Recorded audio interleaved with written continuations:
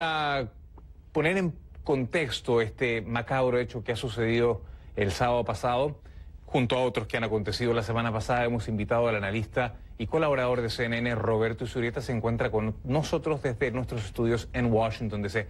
Profesor, 3 hechos violentos que pueden de alguna manera describirse como atentados. El odio es el común denominador. ¿Qué otro aspecto usted cree que esencialmente los une?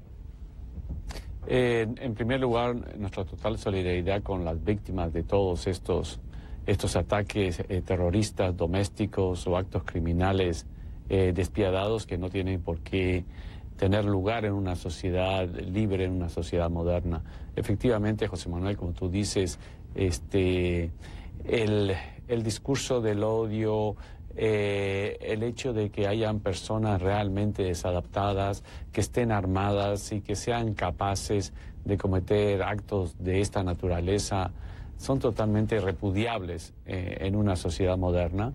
Y nosotros lo que tenemos que hacer como ciudadanos, a pesar de expresar nuestra solidaridad, es hacer votos que, sobre todo ahora, considerando que la campaña política viene, bajar el tono político, el nivel de la agresión política, para no dar excusas, motivaciones, incinerar mentes y espíritus que están corrompidos y personas definitivamente criminales.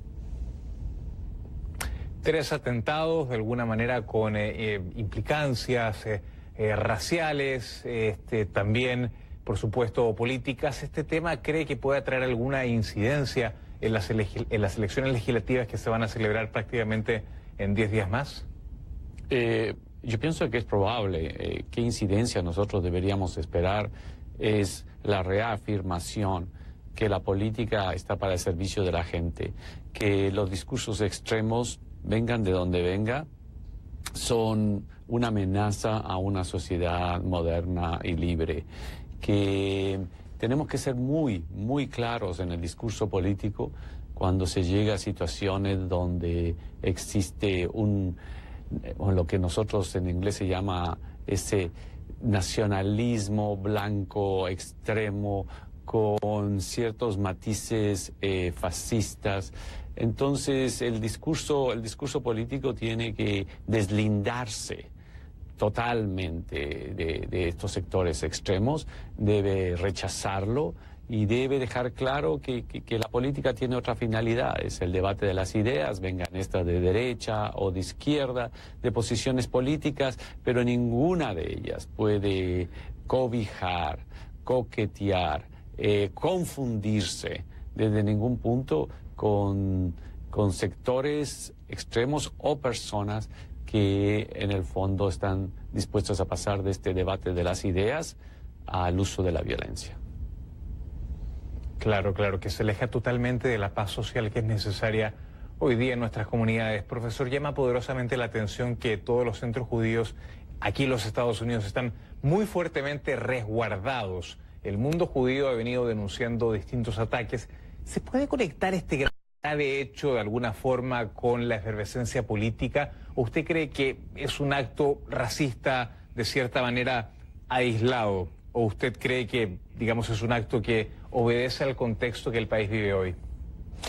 Yo pienso que el discurso político, las palabras, si bien no son las responsables de los hechos violentos, pero cuando este discurso político y estas palabras han subido de tono, esto es, por en un lugar, no están hablando del debate de las ideas, planteamientos sobre la seguridad social, sobre empleo, etcétera, etcétera, sino que se están refiriendo a las personas. Cuando el otro lado, el oponente, ya no es una persona que tiene ideas distintas a las tuyas, con las cuales tienes que en el debate público contrastar, sino que son enemigos de la patria, son personas que son diabólicas. En definitiva, cuando levantamos el discurso político, es como que estamos motivando sectores que están sumamente contaminados y que son peligrosos porque pueden pasar de ese nivel del profundo odio, resentimiento, fanatismo a acciones violentas. Entonces, efectivamente, el discurso político tiene la obligación de constantemente divorciarse, separarse, denunciar denunciar lo que sean estos extremismos fanáticos que tienen ciertas señales de violencia. Y sin lugar a dudas, cuando se produzca un hecho violento, se tiene que ser el discurso político, los líderes políticos tienen que ser muy claros en denunciarlos.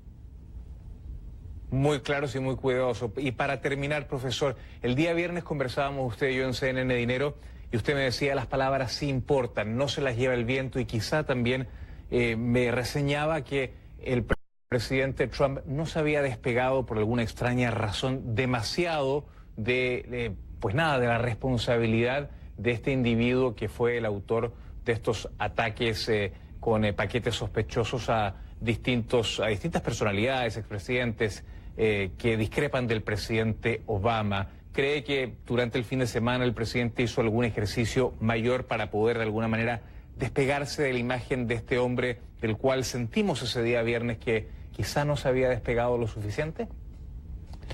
Yo pienso que el presidente Donald Trump, sobre todo cuando ha leído discursos escritos por su equipo, estos discursos han sido sumamente apropiados. En sus rallies él se siente sumamente tentado a levantar el discurso político y en cierta medida lo ha hecho. Yo creo que últimamente menos que lo hizo la semana anterior y las últimas 2 semanas. Yo creo que hay un esfuerzo de parte de él de bajar el tono político, lo cual es obvio porque, en primer lugar, yo pienso que solamente le afecta a él y a sus seguidores el que no así ha sido claro. Y lo que todavía está en deuda es, sin lugar a dudas, iniciar el discurso político expresando la solidaridad con aquellas personas que han sido objeto de todos los ataques y víctimas y sus familiares. Ojalá veamos signos y síntomas, por supuesto, de que de alguna manera el tono político baje, de que la unidad en el país sea algo plausible, sea algo posible, pero en el corto plazo, y no demoremos tanto en llegar a ese puerto. Roberto Izurieta, colaborador de CNN, muchísimas gracias por habernos acompañado desde nuestros estudios en Washington, D.C. Y cuando regresemos...